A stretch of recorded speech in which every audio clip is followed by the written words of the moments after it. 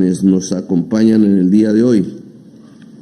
Tuvimos hace un año, en los 200 años de la conmemoración de la Armada Nacional, de una batalla que, según el historial de la Armada, se constituye en la quizás batalla estratégica para la independencia de Colombia, más que lo que la historia oficial nos viene enseñando desde pequeños, y dado que con esta batalla se detiene el segundo ejército que venía de parte de España a la reconquista.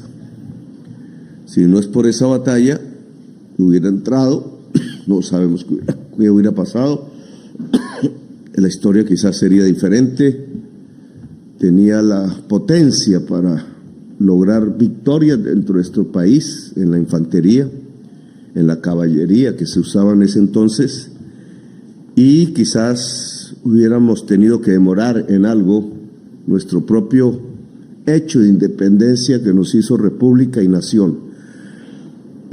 Es el gran mariscal hoy, José Prudencio Padilla, al cual conferimos ese que es el máximo grado, también hace un año, hijo del pueblo puro, cerca de aquí, hijo de La Guajira, hijo de indígena guayú, de un hombre negro que seguro descendía de los esclavos que traían aquí a la fuerza, quizás de las resistencias, llamaría yo, de las que se ha llenado el pueblo de Colombia para subsistir a pesar de los problemas inmensos que como sociedad ha vivido. Parió esta mujer indígena al que sería el gran almirante de Colombia y al que sería el determinador fundamental de la independencia. Al final, en sus días aciagos, trágicos, como toda revolución que termina matando a sus hijos, decía un escritor muy famoso, José Prudencio fue fusilado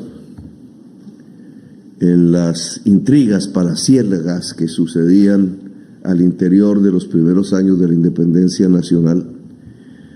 Allí se deshizo un proyecto político inmenso que si hoy existiera quizás ya nos hubiéramos puesto en el escalafón primero de las naciones del mundo en todo su poderío cultural, social, económico y obviamente militar.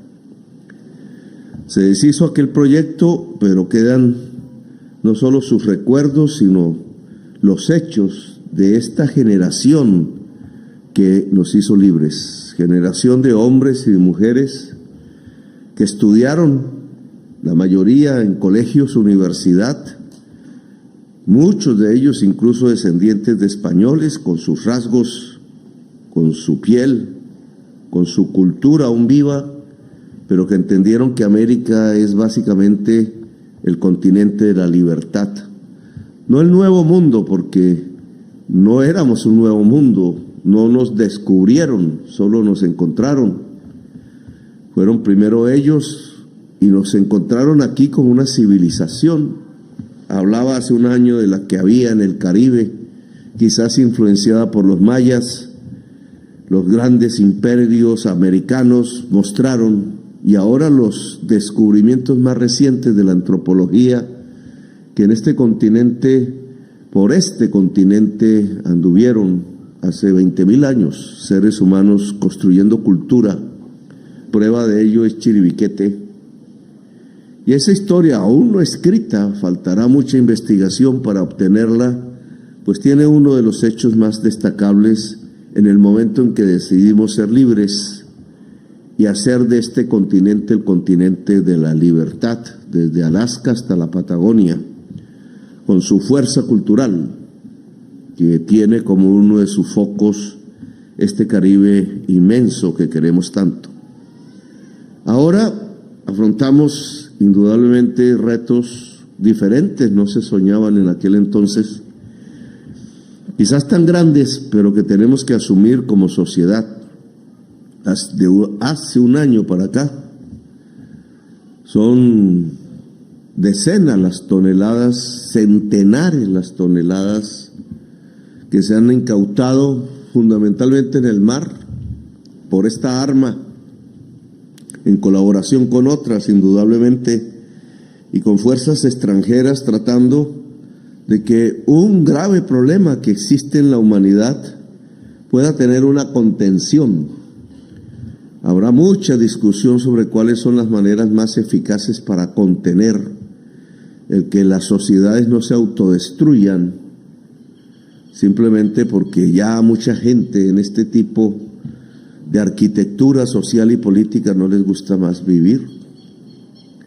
Pero ese esfuerzo indudablemente merece estas medallas que hemos dado, el esfuerzo de señalar que aún a pesar de los problemas actuales, siempre habrá un futuro, siempre va a haber una mirada hacia el horizonte, siempre se alzarán las banderas, siempre habrá una posibilidad, siempre habrá una esperanza.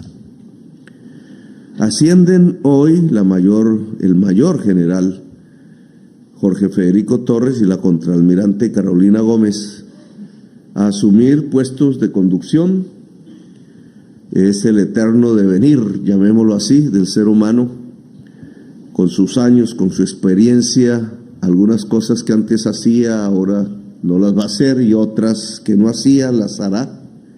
La sabiduría es el rector de estos ascensos. Los grados, eso debería medirse incluso en las normas, deben corresponder al saber, a la sabiduría. El que una mujer ascienda es uno de los hechos que en estos 2 años he recalcado más en todas las armas de las fuerzas militares y de la policía, en toda la fuerza pública, en todo el Estado. Aún es incipiente, aún solo se da en algunos espacios como un barniz de las élites, pero aún no existe un verdadero poder de la mujer en la base misma de la sociedad colombiana. Quizás así se aprenderá, quizás así se dejará de matar mujeres, como ocurre lamentablemente. Quizás así la mujer abandonará la pobreza de la que es mayoritaria cuando se miden las estadísticas. Quizás así la sociedad cambiará. Estoy convencido que entre más mujeres existan en las fuerzas militares, el desfile del 20 de julio lo demostró en mucho de su poderío, mujeres comandantes, mujeres soldados del mar, de la tierra, mujeres del cuidado de la sociedad, todas que tienen ese potencial. Nuestras fuerzas militares estarán cada vez más ligadas al pueblo, más ligadas a la nación, más sabedoras de las transformaciones que siempre tendrá el ser humano a través de los tiempos. Cada vez será mejor. Y hoy estamos aquí ascendiendo a una de las mujeres que irá hacia el mando de la Armada Nacional. Vamos a tener unos cambios, ya se vienen presentando unos cambios tácticos, le llamo yo. Aún tenemos que lograr más incautaciones, aún tenemos que lograr desde el punto de vista militar más derrota de quien considera erradamente que la sociedad colombiana solo cambia bajo las armas, o que la fase a la que entra esta sociedad sigue siendo las fases de la codicia, de la economía ilícita. La codicia nunca va a transformar nada, solo va a matar. Va a matar primero a quien enarbola en su corazón esta bandera triste que se llama codicia, que cree en ella, que supone que así va a ser feliz, cuando al final de sus días descubrirá que la codicia no era más sino un veneno y una autodestrucción, que es individual, pero que también puede ser de toda una sociedad. Lo que se va a abrir paso indudablemente es una sociedad de la cultura, del saber, de la invención, de la creación. Y esperamos que las fuerzas militares, con su accionar militar y preventivo incluso, puedan abrir ese paso. Ese paso significa victorias, significa quitar regiones estratégicas, significa quitar poderes armados que solo en su potencia destruyen nuestra propia sociedad. Y ese cambio táctico entonces tiene que ver con ello. Cómo el ejército puede ser más rápido y eficaz en lo que le corresponde para acorralar fuerzas que no quieren la paz en Colombia. Cómo la Armada lo puede hacer desde su perspectiva. Cómo la coordinación entre unos y otros no se convierte en trancón, en demora, en un tiempo que se pierde que puede ser vital para la sociedad colombiana. Cómo con cierta independencia de un arma y de la otra y las otras podemos lograr resultados más efectivos, más rápidos, más contundentes, que la sociedad colombiana indudablemente está demandando. A través de la comunicación aún no se observa, no se es consciente de los triunfos que ya se obtienen. El que el homicidio disminuya un 5,3% de un año hacia el otro, en esa cantidad, un 5,3% es indudablemente un triunfo. Y así vamos en estos 6 meses. En la mayoría de los delitos que tienen que ver con la policía, que la policía tiene que controlarlos, se ha obtenido éxitos, menos en la extorsión. Aún la sociedad demanda más control territorial allí en esas regiones de gente pobre, negra, indígena, mestiza, campesina, en su mayoría. Aún Colombia ha fracasado cuando de guerra en guerra, a veces de proceso de paz en proceso de paz, no logra que se construya la democracia y la dignidad humana en esos mismos territorios, sino que estos van pasando de violencia en violencia, en las mismas esclavitudes y en el mismo miedo y terror que la población sufre. Ese balance positivo tiene que darse. A veces no se necesita exclusivamente un esfuerzo militar, lo hemos discutido con ustedes una y otra vez. Se necesita un esfuerzo social. Si no somos capaces de sustituir economías ilícitas por lícitas, quizás el esfuerzo de incautación no sea suficiente, porque se necesita reforma agraria, porque se necesita es que el campesinado tenga ayuda del Estado, que pueda sembrar otros productos y que pueda vivir bien de ellos. A veces menciono el hecho de que un padre campesino pueda, con su trabajo, ser capaz, con ayuda del Estado y la sociedad, de llevar a sus propios hijos a la universidad, no solamente al colegio, y que ellos y ellas puedan estudiar lo que se les dé la gana, porque eso es el progreso de la humanidad. Tanto la acción militar como la acción sociopolítica son fundamentales y son eficaces.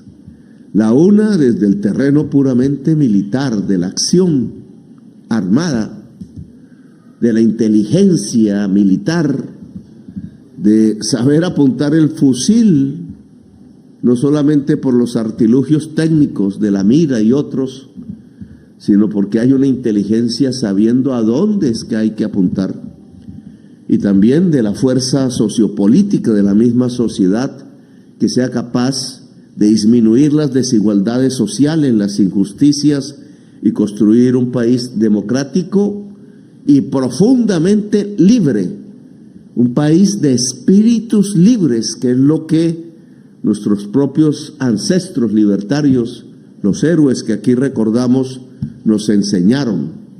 Levantaron banderas de libertad y nosotros jamás debemos arriar esas banderas de la libertad.